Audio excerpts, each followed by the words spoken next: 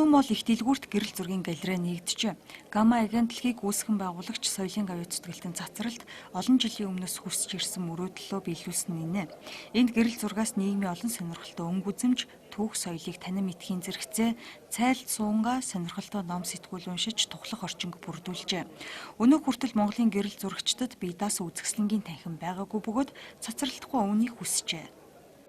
Энэ галерей гэрэл зурагчдын цугладаг, уулздаг, эсвэл үзэсгэлэнгээ гаргадаг, үзэсгэлэнгийнхаа тухай ярилцдаг, уран бүтээлээ ярилцдаг тийм халуун галтгой байх гэж. Тэгээ гэрэл зураг сонирхдаг, гэрэл зургийг үздэг хүмүүст болохоор юу гэхээр гэрэл зургийн тухай ойлголт авдаг, гэрэл зургийн тухай өөрсдийнхөө ойлголтыг нэмдэг, бас гэрэл зургийн уран бүтээлчд юмаа дэлгэж үзүүлдэг ийм газар л байх юм да.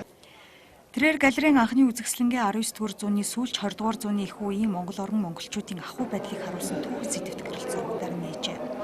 Эдгээр гэрэл зургууд нь Оросын шинжлэх ухааны академийн хүн судлал Угсаатны зүүн музейн цуглуулгад байдаг Монголын тухайн анхны гэрэл зургийн их сурвалжууд юм байна.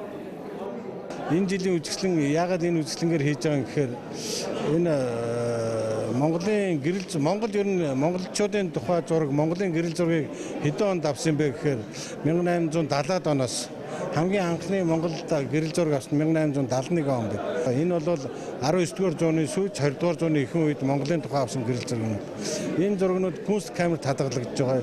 Энэний тухай бас каталог гараад энэ каталогийн номын нээлт болж Улаанбаатар хотын эртний суурь, Өргөө хотын амьдрал, хүн ард, Улаангом дөрвүүд ястнуудын хөрөг, олон сонирхолтой түүхийн агшинг орчин үеийн монголчууд анх удаа энэ үзэсгэлэнгээс харж байна.